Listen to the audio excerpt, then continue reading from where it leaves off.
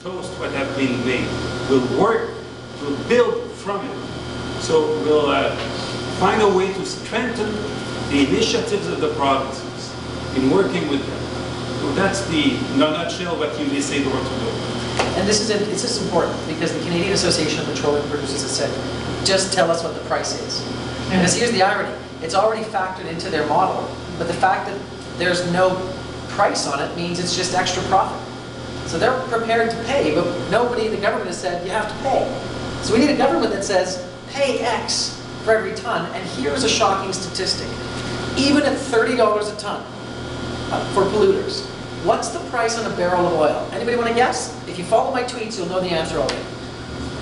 So, you take a $30 a ton, and that means you're not following my tweets.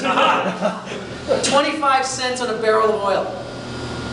So Stephen Harper is telling us that a carbon tax worth 25 cents a barrel is going to send all of the Canadian oil companies back to the United States. Do we believe that? Over 25 cents? Over 25 cents a barrel? Not on your life. And Canadian Association of Petroleum Producers, Vice President of Strategy, who I met at the event last week, said the oil, Canadian oil sector is no longer welcome at any international climate change conference. We are now the international pariahs. He said, we can't even go. They won't even give us accreditation to go to Paris for the talks. And here was the kicker. Because this government has pushed our industry off the international stage. That is a shocking statement for somebody to be said, and it's a shocking thing for us as Canadians to live through. You can see I'm not passionate about this role, right? Need to work on that. Other questions, comments? Greg, quickly, and then we'll go here. Yeah, so to summarize, sometimes we, at least in the newspapers, get this national energy program brought up. You're saying it costs $20 billion at the time, but Liberal policies since then have been to the benefit of $180 million to Alberta. Yes. Right. 9 times. 9 times. Secondly, Mr. Dion, you're saying that Mr. Trudeau sees the role of the federal government in facilitating, in particular, the energy industry as being a facilitator between the provinces rather than just Mr. Harper's role of standing back. Mr. Harper is doing nothing. Mr. Trudeau will be more than a facilitator. He will build on what they have done to go further. He'll take their There's phone another call. piece that I want, while we have Monsieur Dion here in Alberta and in Edmonton. And this is sad, because I'm going to go to you in a minute, LJ, because we have some high school students here who found out about this on the web. But Stephane, there are people now in Canada who don't remember what it was like to have a Prime Minister that held regular First Minister's conferences. And one of the things that Monsieur Trudeau will do is not just hold regular First Minister's conferences, but stimulate intersectoral conferences on all of our major files. So imagine if we could have the Federal Minister of Environment actually meeting with his provincial counterparts. And wouldn't it be lovely to have the same thing happen with our Ministers of Finance and our Ministers of Aboriginal Files? Go down each of the files. So what have we lost as a country in the last 10 years without that interprovincial coordination as a federation? We lost a lot. But it's not only with the provinces. Mr. Harper is unable to work with Aboriginal leaders, Aboriginal groups. Let's say he wants to build a new communication system, but he antagonizes all the companies working in this system. He's unable to work with our allies, like Obama. No, we have a prime minister unable to work with others. He doesn't work with his caucus. He's considered them as a rubber stamp of his own views. He's attacking as I said, the Chief Justice, Elections Canada, the budget officer. And veterans. Veterans has been awful. So Johnson is the opposite of it. And much more than Mulcair. Much more than Mulcair. So the contrast between Johnson and Mr. Harper, I think, will pay off for us in the campaign. I know that some people have some concerns that Johnson doesn't have enough substance, but it's not true. And when we'll come with our plan, I will tell you it will be a very strong one. I'm working a bit on it. It will be a very strong plan, and it will be like Mr. Chrétien in 1993 with the Red Book. We'll have the best plan, and people will recognize that. And so the reason why Mr. Harper is now close to us in polls is because he created a lot of insecurity in the mind of people. despite of it, he's unable to take the lead in both. So the moment Canadians will see that we have a lot of substance and we do a great plan for them, I'm very optimistic that if you work hard, your riding will be at play and you will have an opportunity to win. That's worth a round of applause.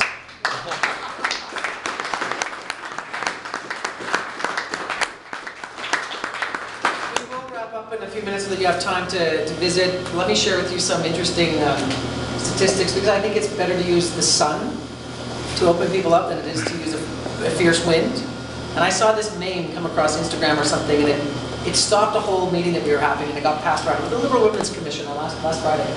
You are more likely to be killed by a moose in Canada than by a terrorist. It's true.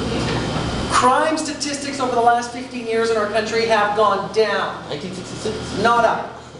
You actually go back as far as 66, crime rates are going down. But if you believe the householders that you are sent, if you live in a conservative riding, somebody's outside of your door with a baseball bat trying to get into your house. There are terrorists waiting to get onto the next plane to come to every one of our cities. We're not Americans. And, you know, and it's Republican fear tactics that have no place in our Canadian political system. And it is constant playing to a 36 to 38% of the population, which is their base, and then ignoring the rest of us who tend to split the vote. That is not going to happen in Edmonton Centre, folks. No, sure. We are working very carefully with progressives across the spectrum. We have folks who've been longtime conservatives who are coming to us, and folks are tired of Stephen Harper and him taking the country to the right, and they do not want to see any more of it. So LJ, I didn't forget you.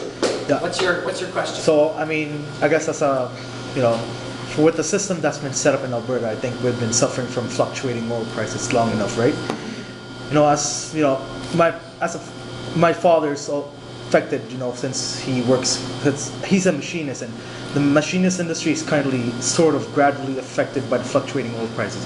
I guess for the upcoming election, now what do you as a candidate and what does Mr. Dion has for people like him who's currently, kind of desperately looking for a job because it's very difficult right now, judging with the circumstances, and not only for that, and also for immigrants who are coming here to look for a better opportunity, because people are saying, the economic climate, especially here, is a bit uncertain for the past few months, maybe, or more. And, so what do you have for them? And what you will do and must do? Will do and must do. Moral imperative. Okay, let's get on it. First of all, it may surprise people to know that the Liberal Party is a friend to and works with the labour movement across the country. Now that is something that is shocking to hear in Alberta, but quite frankly, we do have a strong labour movement in Alberta, and why is it important to do that? Let me give you an example. One trade union that has 75,000 members in our province invests $500 million in its people every year in training. That's not government dollars. That's not private sector dollars. That's dues that come from people like your dad that pay that money in so that they can get trained when they have tough times. So by supporting labor, we actually support the glue of the middle class. And that is really important. We also need to know, and we need to invest in human capital and people so that when we do have economic shocks like we're going through now, that we actually have systems and programs in place through our provincial partners, through robust post-secondary institutions, so that people can actually get retrained, which is why we need a strong Northwest, and why we need a strong NAIT, and why those people who are lucky enough to go to McEwen and U of A can actually find a place. And when it comes to your dad, he needs to know that there are pathways so that if he has to get retrained, it can happen, but that the labor unions are there for him. Now, on the immigration front, there's a whole bunch of things we have to do. Canada should not be a work camp. Period. Honestly, I used to work at McDonald's. There's a lot of Filipino immigrant workers right now. They don't have an opportunity to stay here. Because right now, they might either be sent home by McDonald's to the Philippines, and there's no job for them for the Philippines, at the Philippines. So, on this point, every single family tree in Canada's history has come from somewhere else in the world, including our Indigenous peoples. It's just 10,000 years earlier, right? So every single person that comes here to study or work, who passes our Canadian background checks, our police checks, should have access to citizenship, period. Right? And it's that simple. And when we had the programs, the immigration programs and temporary foreign workers, there were 3 different pathways to citizenship. The Conservatives have now turned that down to one program, and it's very hard to qualify for it. I spoke about the pattern, about how to govern. The problem with the Conservatives is that they will accept everything they hear from the business community, from the RCMP, and the military officers. So at the end of the day, in a weekend, they will spend $1 billion at the G8 summit in Toronto because it's an open bar. Instead of saying, okay, we need security, but not at any cost, then we'll be selective in your request, officer. They accept everything. If somebody is with a uniform, you know. About the business, Mr. Chrétien didn't want the mergers of the banks. Didn't want to sell them to Wall Street. He has been accused to be a dinosaur. The Conservatives pretended that if they were the government, they would regulate right away and it would be much better. It's what they did. Fortunately, and it's why Canadians' families are in debt more than ever. But fortunately, Mr. Chrétien did not accept to do that. And if today Canada is one of the strongest banking systems in Canada, it's because we had the Liberal government at that time, despite the ideologues like Stephen Harper. So about the temporary worker program is the same thing. The business community was saying, we need these workers, and they, okay, so they opened the door to the point that now the system was out of control, and the scandals came, as you have seen. And now they went the other way around. So they made it too difficult for some employers to have the employees they need, and too easy to prevent Canadians to be deprived of their jobs by temporary workers. We have the worst of both worlds with this kind of inability to understand that the government will work if you believe in the government. And there are social factors that determine whether you're going to move across the country from Orillia, Ontario. So Ontario's got 1.5 million people at work right now. And what we hear Jason Kenney tell us when he was minister, people from Ontario will move to Alberta to take the jobs in McDonald's and in the food and beverage. Not if you're the primary breadwinner and you're going for that entry-level job. You are not moving across the country. It's simply not going to happen. So we're meeting with Ralph Goodale next week. He's here for an economic roundtable. And we have a gentleman who's coming who runs 20 hotels. He's going to have to close 8 hotels in Alberta in this year unless something changes with that policy. Now I'm going to break your heart, sadly, before I leave the scope, because you need to know this, and we're going to figure out a way to get this in the press. So here's what's happening with people that are on the temporary foreign worker program now, because I know this because one of our advisors has experienced this. He has now gone to the airport twice to take one of the temporary foreign workers from his company to get him on a plane, because they're responsible and they have to pay the flight. And they show up at the airport and the worker's not there. And then they go to their house to see if they're there, and they've moved. Twice this has happened, and it's happening systemically. So now, these temporary foreign workers who have very few rights as it stands, now have no rights, no access to health care, and are now underground workers who can be exploited. And we have created in Texas North with our own version of Mexican labor. And when an immigration consultant helped me understand this, I said, she's actually not an immigration consultant. She works to stop human trafficking. Es un malo problema. And it's un malo problema. And she said that, I said, are you telling me that when we form government, we're going to have an amnesty to get all these people back on the rolls? And she said, absolutely.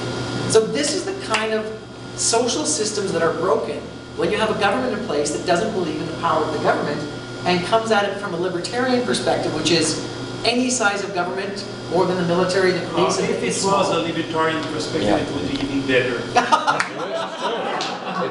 is funny. It's a mix of mistrust of the government, but also lack of respect for the intelligence of the people. Absolutely. So they think they may manipulate the people. Remember, they are not so much libertarians. When I was the leader, between 2006 and the election of 2008, they spent 3 times more than the inflation. Yeah. What was the goal? To prevent us to have any room to build a platform. So when we are asking to ourselves why Justin is not coming with policies right away, is because we don't know what kind of money we'll have to invest in this platform. And we don't have a budget yet federally. They will make Europe, it yeah. so close to deficit April. that we'll have very little room to Inshallah. commit too much. They call it starve the beast. About what Randy described, the temporary worker program, the mismatch they did with it. It's more than it's bad for the economy. You're right, it's bad for the social fabric of the country. One of the quality of life we have in Canada is when you are in a city like Edmonton or Quebec City or Calgary or Montreal, when you work in the street and you cross people, they are citizens. If you are in Munich or if you are in Paris or in London, when you cross the street, people, many of them are zombies. They don't have a status regarding the state. They are something less than a citizen, or they are nobody regarding the law. They are not lawfully in the country. That's awful. In Canada, we have been able to prevent it. But since Mr. Harper is there the last years, we have welcomed more temporary worker programs than full-time immigrants that became citizens. That's a big concern for me. It's bad for the economy, but it's bad for the social fabric of the country. We need to replace them only for this reason. Zach, our last question. Okay, so I know Stephen Harper relies on fear and apathy to keep him in. It's almost scary for me to know that people my age, in the ages of 18 to 25, are quite apathetic and less than a quarter of them are voting. So how do we get these people engaged and how do you solve the apathy issue? This kind of event, and you help us, and we have a voting party, and even though you're 16 or 17 now, maybe not 18 yet, you have a party, you bring your 18-year-old and older friends out. Okay. We know it can work. We saw it in Mayor Iveson's election. We saw it in Mayor Nenchi's election. When you have politics that matter to people, people will show up for politics. And that's why we believe in politics in full sentences. That's why we are doing this kind of work, because it's the community league approach to doing things. You're going to go to the bar, but you're going to go to vote first. You're going to go to work out, but you're going to go to vote first. You're going to go hang out with your friends for a bike ride, but you're going to go to vote first. And the other thing is, that's me, using one of these and not two of these, is you tell us how to make it happen. Because you know where the young people are and you know what motivates them. So tell us what we need to do to bring out 25,000 people to vote for us in Edmonton Centre, and we will put some red on the map in Alberta. Okay. I agree with all this. The reason why the turnout is going down, the main reason according to me is it's because we lost the sense of duty.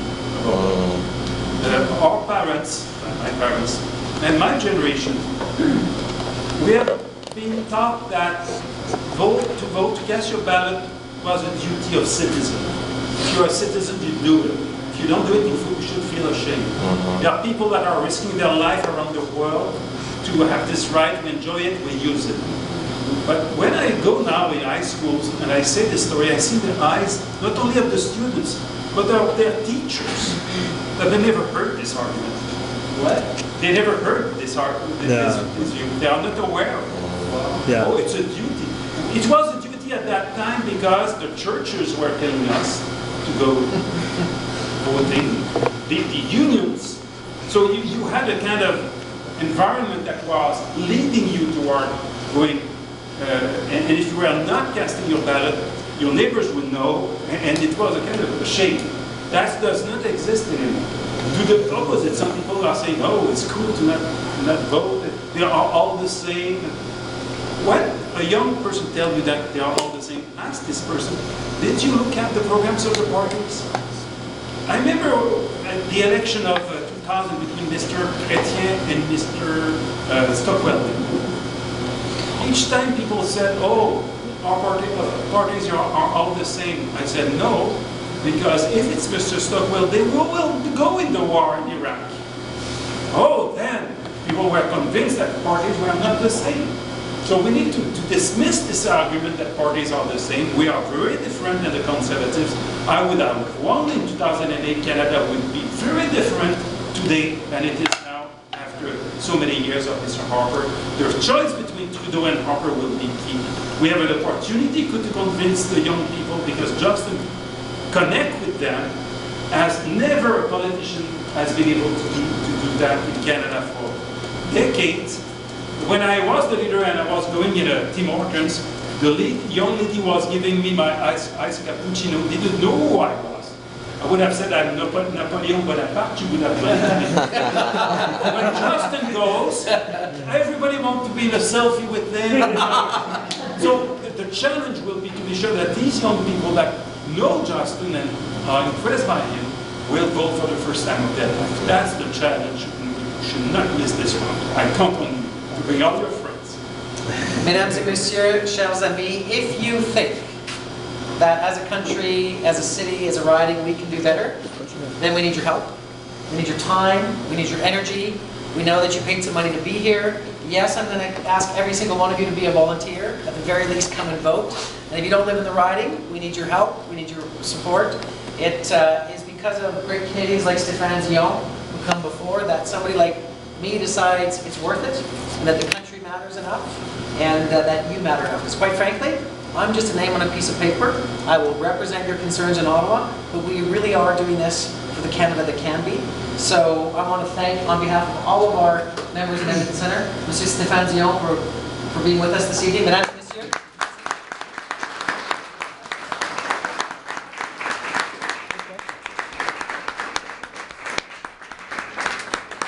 So before you all go, I should introduce myself. My name is Christian Adicula. I'm Randy's campaign manager. He calls me the taskmaster, which is why you see him on the doors so much. It's why you see him out and about. A couple of things on behalf of the campaign. Mr. Dion, thank you for coming out. It's been a pleasure to have you with us today. Safe travels home tomorrow. And for all of you here in the room, like Randy said, we're going to ask for your time, for your help, for your support. There's a few different ways you can do that. So obviously you all paid to be here, it's $20, and that helps us cover the cost. But we put on a lot of events. We have a lot of volunteers. We have somewhere in the ballpark of about 100 right now, and we're hoping to grow that pool. And there are really two things about that. From the day that Randy and I sort of said, yeah, okay, let's do this, which was a year and a half ago now. One of the most important things that we said about why we're doing this is because, and you would have heard this on Monday night if you got a chance to catch any of Justin Trudeau's speech, but we're doing this for our children, our nieces and nephews, our parents and grandparents. This is really going to be about the kind of Canada that we want to see. And our volunteer base has been amazing in that respect. They have really come out, they've put in a lot of time. There's a few folks back there who put in an incredible amount of time and energy. But there's two things that we need. We need folks who are willing to volunteer their time, whether it's an hour a month or 20 or more or whatever you've got. I think I'm probably doing around 40 right now. And then, we also need donations because we want to be able to feed our volunteers. We want to be able to host events like this. We want to be able to get the message out there, print collateral like this, that type of thing, and be able to make sure that our teams have what they need, because our basic philosophy about our basic equation, the formula that we have for success here is really that our donations are multiplied by the power of our volunteer base. And that has carried us phenomenally far so far, more than I think we could have hoped when we started off this whole thing. And it's really brought us a great group of people, and it helps us to do more so. Before you leave, I encourage you to do a few things. There's a form here if you want to volunteer, if you'd like to help us out, if you want to be involved and kept informed of what we're doing. Fill out this form. We'll take that information and make sure you're kept in touch with what's going on. There are two ways to donate. You can do a one-time donation, and Katrina and the team back there have forms for that. They also have the iPads out because we have a modern party and we can do that. And the other part is, if you want to make a regular contribution, we do have the Victory Fund. There's a lot of people in the riding and around the city and across the country who do that and pay an amount in to be able to support what we do. If you have any questions, feel free to ask me, Meredith, Katrina, Eric, and Chantel, who's back there, and even Randy, but you know, don't bother him. So you ask one of us who knows what's going on, and we'll be happy to let you know. Ladies and gentlemen, I want you to thank Christian and Chantal and Katrina and Eric Meredith for putting this on, and Chantal for all the work that she does on events. Let's give everyone a round of applause.